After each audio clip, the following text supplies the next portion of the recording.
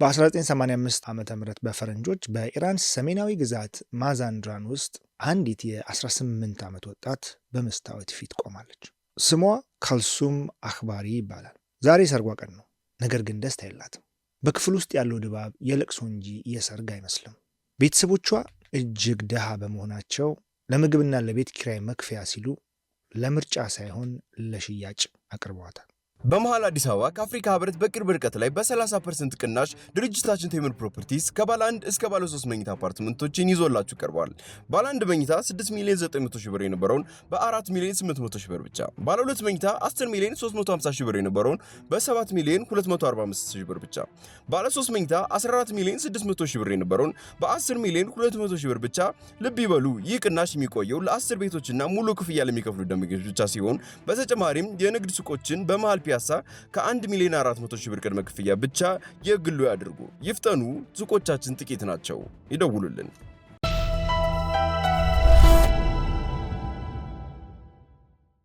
ካልሱም የተዳረችለት ሰው ከሷ በእድሜ በብዙ እጥፍ የሚበልጥ፣ ፊቱ ላይ ምንም አይነት ርህራሄ የማይታይበት ሰው ነበር። በኢራን ገጠር ህይወት ውስጥ አንዲት ሴት ምንም አይነት መብት የላትም። ባሏ ልክ እንደ ንብረቱ፣ ልክ እንደ ዕቃ እንጂ እንደ ሰው አያያትም ነበር። በየቀኑ የሚደርስባት አካላዊ ድብደባና ስነ ልቦናዊ ስቃይ ማንነቷን ሰባበረው። ለምን እኔ ብላ ራሷን ስትጠይቅ ጭንቅላቷ ለራሷ የሚሰጣት መልስ ድሃ ስለሆንሽ የሚል ነበር። እናም ይህ በደል በውስጧ በዛ በልጅነት አእምሯ አንድ ጥቁር ጥላቻንና ዘርን ዘራ። ያ ዘር ደግሞ ለወንዶች ያለ ጭፍን ጥላቻ ነበር። እናም ከጥቂት ዓመታት በኋላ የመጀመሪያ ባሏ ሲሞት ካልሱም ነፃ የወጣች መስሏት ነበር።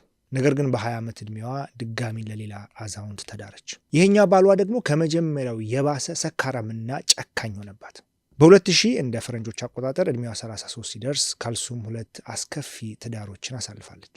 በዚህ ጊዜ ነበር ወንዶች በእኔ ላይ ሲጫወቱ ለምን እኔ በእነሱ ላይ አልጫወትም የሚል ሰይጣናዊ ሐሳብ የመጣላት። ካሁን በኋላ ተበዳይ መሆኗ አብቅቶ አዳኝ ለመሆን ወሰነች።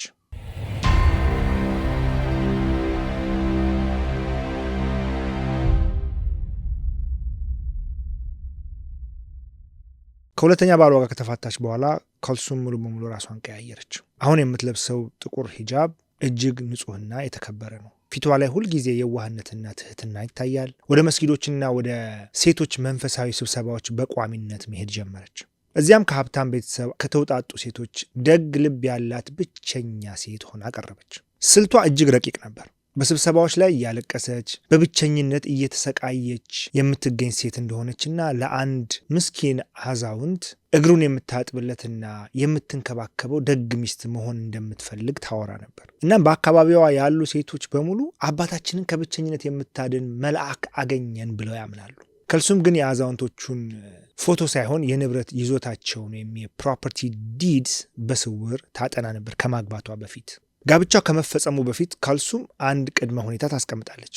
ነገ እርሱ ሲሞት ዘመዶቹ ከቤት እንዳያስወጡኝ ትልቅ ማህር የሚባል የባሏን ሀብት በራሷ እንዲዛወር የሚያስገድድ ውል ማለት ነው፣ በስሜ ይጻፍ ትላለች። አዛውንቶቹም ምንም ዘመድ የላትም፣ እኔን ለመንከባከብ የመጣች ናት ብለው በደስታ ይፈርማሉ። ካልሱም እዚህ ጋር ነው ወጥመዱን የምታጠብቀው። በፈገግታዋ ስር የተደበቀው ሰይፍ ለጥቃት ተዘጋጅቷል። ሰርጉ ካለቀ ከጥቂት ሳምንታት በኋላ ካልሱም ስራዋን ትጀምራለች። በተለያዩ ፋርማሲዎች የተዘዋወረች የደም ግፊት፣ የስኳርና ኃይለኛ የማደንዘዣ መድኃኒቶችን ትገዛለች። እነዚህ መድኃኒቶች በዱቄትነት ፈጭታ ከሻይ ወይም ከምግብ ጋር ትቀላቅለዋለች። አዛውንቶቹ የሚወዷት ሚስታቸው የምትቀርብላቸውን ጣፋጭ ሻይ እየጠጡ ቀስ በቀስ ወደ መቃብር እንደሚወርዱ አያውቁም ነበር። እናም ባሏ የደከመና ራሱን እየሳተ ሲሄድ ካልሱም በጩኸት ጎረቤት ትጠራለች። ባሌ ታመመብኝ እያለች ሆስፒታል ተወስዳቸዋለች። በዶክተሮች ፊት እጅግ ተቆርቋሪ ሚስት በመምሰል ድራማውን ትሰራለች። ሐኪሞቹ አዛውንት ስለሆነ ነው ብሎ ሲያስቡ፣ እሷ ግን የወደፊቱን የሞት ሰርተፊኬት እያዘጋጀች ነበር። ቀድሞውኑ ታሞ ሆስፒታል ሲመላለስ ነበር የሚል ምስክርነት እንዲኖራት ታደርጋለች። አንዳንድ ጊዜ መርዙ ካልፈጠነላት ካልሱም የጭካኔዋን ጥግ ታሳያለች። አዛውንቱ በመድኃኒት ብዛት በከፊል ራሳቸውን ስተው አልጋ ላይ ሳሉ በትራስ ወይም በፎጣ አፍና ትገላቸዋለች። ከዚያም ወዲያውኑ አልቅሳ ጎረቤት ተጠራለች። እንደተለመደው የሞቱት ባሎቿ ቁጥር 13 መድረሱን ማንም አልጠረጠረም። ምክንያቱም እያንዳንዱ ሞት ተፈጥሯዊ በሚመስል ድራማ የታጀበ ነበር።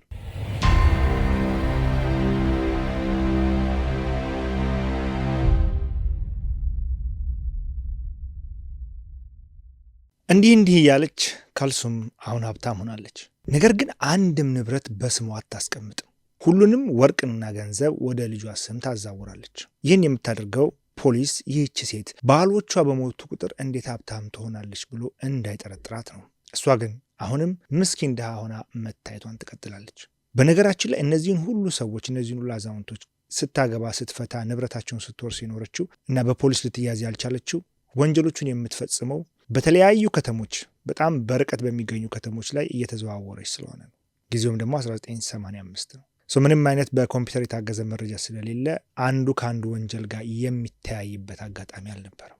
እናም ከከተማ ትዘዋወራለች። በ2013 የ69 ዓመት አዛውንት አግብታ በአንድ ወር ውስጥ ገደለችው። በ2016 ሌላውን በወራት ውስጥ አጠፋችው። ሌላውን ደግሞ በተጋቡ በ45ኛው ቀን ሞተ። ካልሱም በኢራን ሰሜናዊ ግዛቶች ውስጥ እንደ ጥላ ትመላለሳለች። በየሄደችበት አዲስ ስም ትጠቀማለች። ጭካኔዋ እያደገ ሄዶ በአንድ ወቅት 19 ጊዜ ማግባቷንና ቢያንስ 13ቱን መግደሏን ስታስብ ኩራት ይሰማታል። ፋስት ፎርዋርድ 2020 ላይ ማሲ የተባለ አዛውንት አገባች። እሱንም ለመግደል በሻይ ውስጥ መርዝ ስታደርግ ማሲ የሻዩ ጣዕምና ሽታ ተለይቶታል። ምን እያደረግሽ ነው አላት። ልትገይኝ ነው እንዲህ ብሎ ሲጮህባት ካልሱም ደነገጠች። ማንም ነቅቶባት አያውቅም እስከዛሬ። ማሲ ወዲያውኑ ፈታትና ከቤት አባረራት። ነገር ግን ማሲ በወቅቱ በቂ ማስረጃ ስላልነበረው ወደ ፖሊስ አልሄደም ነበር። ይህ ትልቁ ስህተት ነው። ምክንያቱም ካልሱም አሁንም አደኗን አላቆመችም በሕግ የሚጠይቃት ስላልተገኘ። እናም በ2023 ጉላም ረዛ የተባለውን የ82 ዓመት ሀብታም አዛውንት አገባች። አዛውንቶቹ ራሳቸው በዛ እድሜያቸው መቼስ የሚንከባከባቸውን ሰው ፈልጎ ካልሆነ በስተቀር ሚስት ብለው ሲያገቡ በጣም ነው የሚገርም። እንደተለመደው መርዛማ ሻይ ሰጥታ ገደለችው። ነገር ግን የጉላም ልጆች ስለ አባታቸው ጤንነት በቅርብ ይከታተሉ ነበር። አባታቸው ድንገት መሞቱ አልተዋጠላቸው። እናም የካልሱምን ማንነት መመርመር ጀመሩ። ይህ በእንዲህ እንዳለ እንግዲህ ይህንን ታሪክ ወደ ማብቂያው ያመጣው አስደናቂ አጋጣሚ ተፈጠረ።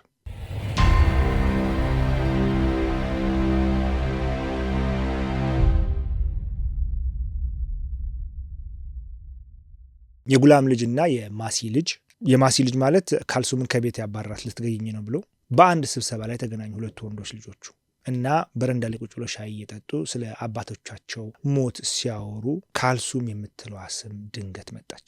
አንደኛው ለአንደኛው አባቴ አንዲት ካልሱም የተባለ ሴት ካገባ በኋላ በድንገት ሞትና ምንም አልተዋጠልኝም ሲል ይነግረዋል። አንደኛው ካልሱም ዲኒንም እኮ አባቴ አግብቷት የነበረው ሴት ስም እንደዛ ነው እና በመርዝ ልትገለው ሞክራ ነበር ብለው በዚህ ዙሪያ ተነጋገሩ። ሁለቱም አባቶቻቸው በአንዲት ሴት መመረዛቸውን ሲረዱ ወዲያውኑ ወደ ፖሊስ ጣቢያ ሄደው አመለከቱ። ፖሊስ የቀድሞ አስከሬኖችን ከመቃብር አውጥቶ ምርመራ ሲያደርግ አስከሬኖቹ ውስጥ ገዳይ መርዞች ተገኙ፣ በቅርብ የሞቱትን ሲመረምሩ። እናም ፖሊስ ካልሱምን በቁጥጥር ስር አዋላት። መጀመሪያ ላይ ብትክድም በመጨረሻ ሁሉንም ማመን ጀመረች። ምን ያህሉን እንደገደልኩኝ እርግጠኛ አይደለሁም ስትል የፖሊስ መኮንኖችን አስደነገጠች። የገደለቻቸውን ሰዎች ቁጥር እንኳን አታውቅም። በ2025 ፍርድ ቤት ቀረበች። ያለፈው ዓመት አይብሊቭ ዕድሜዋ 50ዎቹ ቤት ነው በዛ ሰዓት። እናም የአገሪቱ ፍርድ 10 የሞት ቅጣት ፈረደባት። አደኑ እንዴት ሊያስፈጽሙት እንደሚችሉ እየገደሉ እያነሱ ካልሆነ በስተቀር። በኢራን ታሪክ እጅግ አስፈሪዋ ካልሱም አክባሪ የደም ገንዘብ ያጠራቀመችበት ረጅም መንገድ በዚህ አበቃ። እናንተስ ምን ታስባላችሁ? ምን አይነት ታሪክ ሰምታችሁ አስገርሟችሁ ያውቃል? አስተያየቶቻችሁን በኮሜንት መስጫ ላይ አስቀምጡልኝ። ለዛሬው በዚህ እንሰነባበት። መልካም ጊዜ።